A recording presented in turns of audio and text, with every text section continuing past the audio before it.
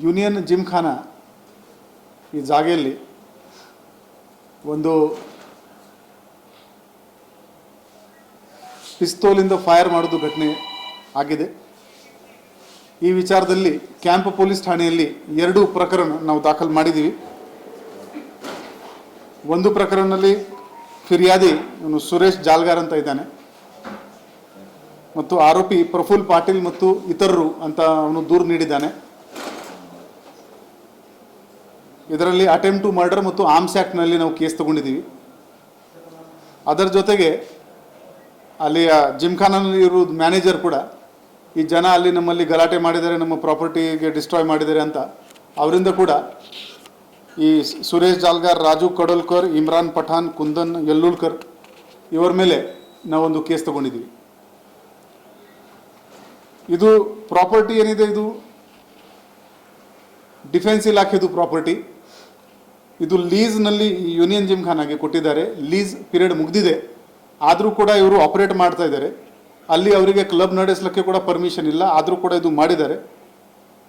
ಇದರ ಮೇಲೆ ನಾವು ಮುಂದಿನ ಕಾನೂನಿತ ಕ್ರಮ ತಗೊಳ್ತೀವಿ. ಹೋದ ವರ್ಷ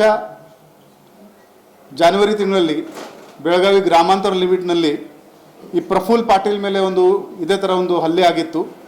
ಅದರಲ್ಲಿ ಇವನು ಸುರೇಶ್ ಜಾಲ್ಗಾರ್ ಇವನು ಆರೋಪಿ ಇದ್ದ. ಈ ಹಳೆ ವೈಮನಸ್ಸಿನಿಂದನೇ ಈ ಘಟನೆ ಆಗಿದೆ ಅಂತ ನಮ್ಮದು ಪ್ರಿಲಿಮಿನರಿ ಎಸ್ಟಿಮೇಟ್ ಇದೆ. ಈಗಾಗಲೇ 2 ಸ್ಪೆಷಲ್ ತಂಡ ಇವರಿಗೆ ದಸ್ತಗಿರಿ ಮಾಡಲು ನಾವು ರಚನೆ ಮಾಡಿದ್ದೀವಿ. ಹಾಗೂ ಇದರ ಜೊತೆಗೇ ಪೂರ್ತಿ ನಗರದಲ್ಲಿ ಎಷ್ಟು ಕಡೆ ಕ್ಲಬ್ ನಡ್ತಾ ಇದೆ, ಅವರು DC ಅವರು ಏನು ಪರ್ಮಿಷನ್ ಕೊಟ್ಟಿದ್ದಾರೆ ಕ್ಲಬ್ ನಡೆಸಲಿಕ್ಕೆ, ಅದರದ್ದು ಪಾಲನೆ ಆಗ್ತಾ ಇಲ್ಲ. ಇದರದ್ದು ಒಂದು ವಾರದೊಳಗಡೆ ಎಲ್ಲರದ್ದು ನಾವು ಪರಿಶೀಲನೆ ಮಾಡ್ತೀವಿ.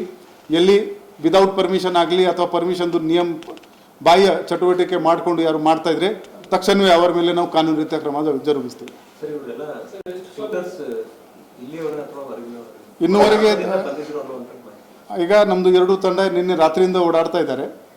ಬೇಗನೆ ಇದು ದಸ್ತಗಿರಿ ಆಗುತ್ತೆ, ಆಮೇಲೆ ಎಲ್ಲ ಡೀಟೇಲ್ಸ್ ಶೇರ್ ಮಾಡೋಕ್ಕೆ ನಮಗೆ ಅನುಕೂಲ ಆಗುತ್ತೆ. ಈ ಇಬ್ಬರು ಗ್ಯಾಂಬ್ಲರ್ಸ್ ಇದ್ದಾರೆ. ಇವರ ಮೇಲೆ ಸುಮಾರು ಗ್ಯಾಂಬ್ಲಿಂಗ್ ಕೇಸಸ್ ಇದ್ದಾವೆ. ಇವನ್ ಸುರೇಶ್ ಜಾಲ್ಗಾರ್ ಮೇಲೆ ಅಟೆಂಪ್ಟ್ ಟು ಮರ್ಡರ್ದು ಕೇಸ್ ಇದೆ ಹೋದ ವರ್ಷದ್ದು.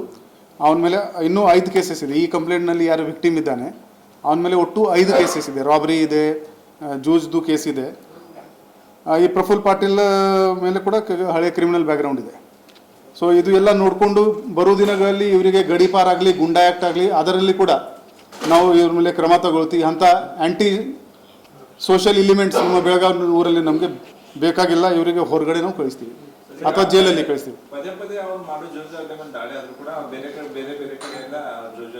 ಮಾಡ್ಕೊಂತ ಹೋಗ್ತಾ ಇದ್ದಾರೆ ಸರ್. ಒಂದ್ ಕಡೆ ಸಿನ್ನೋಡಿ ಮಾಡ್ತಾರೆ, ಇಲ್ಲಿ ಏನಾದ್ರು ಟೈಟ್ ಆದ್ಮೇಲೆ ಸ್ವಲ್ಪ ಮಹಾರಾಷ್ಟ್ರ ಬಾರ್ಡರ್ ಹೋಗಿ ಮಾಡೋದು. ಈ ಪ್ರಫುಲ್ ಪಾಟೀಲ್ ಬರೀ ಗ್ಯಾಮ್ಲಿಂಗ್ ಅಷ್ಟೇ ಇಲ್ಲ ಸರ್, ಮಟಕ ಸದಕ್ಕೆ ಇವನು ಇದನ್ನ ಮಾಡ್ತಾನೆ ಅನ್ನುವಂಥದ್ದು ಈ ಹಿಂದೆ ಕೂಡ ಅವೆಲ್ಲ ಪರಿಶೀಲನೆ ಮಾಡ್ತೀವಿ. ಇಲ್ಲಿವರೆಗೆ ಏನಾಗ್ತಾ ಇದೆ, ನಾವು ಇವರ ಮೇಲೆ ಕರ್ನಾಟಕ ಪೊಲೀಸ್ ಆ್ಯಕ್ಟ್ದು ಸೆಕ್ಷನ್ ಪ್ರಕಾರ ಕ್ರಮ ತಗೋತೀವಿ. ಇವರು ಫೈನ್ ಪೇ ಮಾಡ್ತಾರೆ, ಅದರಲ್ಲಿ ಜಾಸ್ತಿ ಶಿಕ್ಷೆ ಆಗಲ್ಲ. ಇನ್ನು ಮುಂದೆ ಇವರ ಮೇಲೆ ಆರ್ಗನೈಸ್ ಕ್ರೈಮ್ದು ಸೆಕ್ಷನ್ ಹಾಕೊಂಡು ಲಾಂಗ್ ಟರ್ಮ್ ಇವರಿಗೆ ಹಿಂಡಲ್ಗ ಕಳಿಸೋದು ಪ್ರೋಗ್ರಾಮ್ ಮಾಡ್ತಾ ಇದ್ವಿ. ಅದರದ್ದು ಕೂಡ ಸೋರ್ಸ್ ಎಲ್ಲಿಂದ ತಗೊಂಡಿದ್ದಾರೆ, ಎಲ್ಲಿಂದ ಪರ್ಚೇಸ್ ಮಾಡಿದ್ರೆ ಅಲ್ಲಿವರೆಗೆ ನಾವು ಇನ್ವೆಸ್ಟಿಗೇಷನ್ ಮಾಡ್ತೀವಿ. ರೌಡಿ ಶೀಟ್ ಆಲ್ರೆಡಿ ಇರಬೇಕು ಇವರದು, ನಾವು ಚೆಕ್ ಮಾಡ್ತೀವಿ ಮತ್ತು ಬಾಂಡರ್ ಕೂಡ ಮಾಡ್ತೀವಿ. ಅದು ಅವರಿಗೆ ಅರೆಸ್ಟ್ ಮಾಡಿದ ಮೇಲೆ ಗೊತ್ತಾಗುತ್ತದೆ. ಈ ರಾಜು ಕಡೋಲ್ಕರ್ ಆಗಿರ್ಬೋದು, ಪ್ರಫುಲ್ ಆಗಿರ್ಬೋದು, ಕೆಲವೊಂದಿಷ್ಟು ಈ ಎಲ್ಲೂರ್ ಕಡೆ ಭಯ್ಯ ಅಂತೇಳಿ ಒಬ್ಬ ಫೇಮಸ್ ಇದ್ದಾನೆ ಸರ್, ಅವನಾಗಿರ್ಬೋದು, ಇವರೆಲ್ಲರೂ ಕೂಡ ತಮ್ಮ ಏರಿಯಾ ಡಿವೈಡ್ ಮಾಡ್ಕೊಂಡು ಪ್ಲಾನ್ ಮಾಡ್ಕೊಂಡು ಗ್ಯಾಮ್ಲಿಂಗ್ ಆಡಿಸೋದು, ರಮ್ಮಿ ಅಂತೇಳಿ ಇದನ್ನ ಮಾಡ್ತಾರೆ, ಒಳಗಡೆ ಗ್ಯಾಮ್ಲಿಂಗ್ ಮಾಡಿಸ್ಕೊಳ್ಳೋದು, ಈ ತರ ಎಲ್ಲ ವ್ಯವಸ್ಥಿತವಾಗಿ ನಡೀತಾ ಇದೆ. ಸೊ ಆ ಠಾಣಾ ವ್ಯಾಪ್ತಿಯಲ್ಲಿ ಪೊಲೀಸರಿಗೆ ಗೊತ್ತಿದ್ರು ಕೂಡ ಕೆಲವೊಂದಿಷ್ಟು ಕಡೆ ಅವ್ರನ್ನ ಕಂಟ್ರೋಲ್ ಮಾಡಕ್ ಆಗ್ತಾ ಇಲ್ಲ ಅನ್ನುವಂಥದ್ದು. ಇಲ್ಲ, ಅದೇ ಹೇಳ್ತಾ ಇದ್ದೀನಿ. ಈಗ ನಾನು DC ಆಫೀಸಿಂದ ಲಿಸ್ಟ್ ತಗೊಳ್ತಾ ಇದ್ದೀನಿ. ಎಲ್ಲಿ ಕಡೆ ಪರ್ಮಿಷನ್ ಇದೆ ಅವರದ್ದು ಕೂಡ ಪರಿಶೀಲನೆ ಮಾಡ್ತೀವಿ. ಪರ್ಮಿಷನ್ ಇಲ್ಲ ಅದು ಪ್ರಶ್ನೆನೇ ಇಲ್ಲ. ಈಗ ಬರೋ ದಿನಗಳಲ್ಲಿ ಇದು ಎಲ್ಲ ಈ ಗ್ಯಾಮ್ಲಿಂಗ್ ಮಟ್ಕ ಏನಿದೆ ಆಲ್ರೆಡಿ ನಾವು ಹೋದ ವರ್ಷ ಎಷ್ಟು ಕೇಸ್ ಮಾಡಿದ್ದೀವಿ ಅದಕ್ಕಿಂತ ಜಾಸ್ತಿ ಕೇಸ್ ಆಲ್ರೆಡಿ ಬುಕ್ ಆಗಿದೆ. ಆದರೂ ಕೂಡ ಈ ಹೆಚ್ಚಿನ ಪ್ರಮಾಣದಲ್ಲಿ ಇವರ ಮೇಲೆ ಕ್ರಮ ತಗೊಳ್ಳೋದು ನಾವು ಶುರು ಮಾಡ್ತೀವಿ. SP ವ್ಯಾಪ್ತಿಯಲ್ಲಿರ್ತಕ್ಕಂಥ ಎಲ್ಲ ಏನು ಕ್ಲಬ್ಗಳಿವೆ ಸಂಪೂರ್ಣವಾಗಿ ಬಂದಾಗಿದೆ. ಅಂದರೆ ಬೆಳಗಾವಿ ನಗರದಲ್ಲಿ ಕೆಲವು ಕಡೆ ನಡೀತಾ ಇದೆ ಅನ್ನೋದು ಆರೋಪ ಇದೆ. ಏನಾದರೂ ಸೀರಿಯಸ್ ಆಗಿ ಎಲ್ಲ ನಾವು ಪರಿಶೀಲನೆ ಮಾಡ್ತೀವಿ, ಎಲ್ಲೆಲ್ಲಿ ವೈಲೇಷನ್ ಆಗಿದೆ ಅಲ್ಲಿ ನಾವು ಕೂಡ ಕ್ಲೋಸ್ ಮಾಡ್ತೀವಿ. ಸರ್, ಈಗ ಗ್ರಾಮೀಣ ಠಾಣಾ ವ್ಯಾಪ್ತಿ ಶಹಾಪುರ ಮತ್ತು ಕಾರ್ತಿ ಠಾಣಾ ವ್ಯಾಪ್ತಿಯಲ್ಲಿ ಹೆಚ್ಚಿನ ಪ್ರಮಾಣದಲ್ಲಿ ಇವರೆಲ್ಲ ಗ್ಯಾಮ್ಲಿಂಗ್ ಆಡಿಸೋದು ಮಾಡೋದು ಮಟ್ಕ ಜೋರ್ ಮಾಡ್ತಾ ಇದಾರೆ. ನೀವು ಕೂಡ ಕಾರ್ಯಾಚರಣೆ ಮಾಡ್ತಾ ಇದ್ರಿ. ಕೆಲವೊಂದಿಷ್ಟು ಕಡೆ ನಿಮ್ಮ ಪೊಲೀಸರು ಕೆಲವೊಂದಿಷ್ಟು ಜನ ಅಷ್ಟೇ, ಇಬ್ರು ಅಂತ ಹೇಳಂಗಿಲ್ಲ, ಕೆಲವೊಬ್ರು ಭಾಗಿಯಾಗಿ ವ್ಯವಸ್ಥಿತವಾಗಿ ನಡೀತಾ ಅಂತ ಏನು ಕಂಡು ಬಂದರೆ they will face disciplinary action, even suspension or even dismissal from the service. ಈಗ ನೋಡಿ ಸರ್, ಇಲ್ಲಿ ನಿಮ್ಮ ಕಮಿಷನರ್ ಕಚೇರಿ ಮುಂದ್ಗಡೆನೆ ಇವ್ರ ಅನುಮತಿ ಇಲ್ಲದೆ ಇಷ್ಟು ರಾಜಾರೋಷವಾಗಿ ಆಡ್ತಾ ಇದ್ರು. ಯಾಕೆ ಸ್ಟೇಷನ್ ಅವ್ರಿಗೆ ಗೊತ್ತಿರ್ಲಿಲ್ವಾ ಹಿಂಗೆ ಸರ್? ಅದು ಎಲ್ಲ ಪರಿಶೀಲನೆ ನಾವು ಮಾಡ್ತೀವಿ. ಇಂಥ ಟೈಮಲ್ಲಿ ನಿಮ್ಮವ್ರಿಗೂ ಸ್ವಲ್ಪ ಏನಾದ್ರು ಗೊತ್ತಿದ್ದು ಸುಮ್ಮನೆ ಇದ್ರ ಅಥವಾ ಗೊತ್ತಿಲ್ಲದೆ ಇದ್ರೆ ಯಾಕೆ? ಅದು ನಾನು ಇಮಿಡಿಯೇಟ್ಲಿ ಈಗ ಎನ್ಕ್ವೈರಿ ಆರ್ಡರ್ ಮಾಡ್ತಾ ಇದ್ದೀನಿ.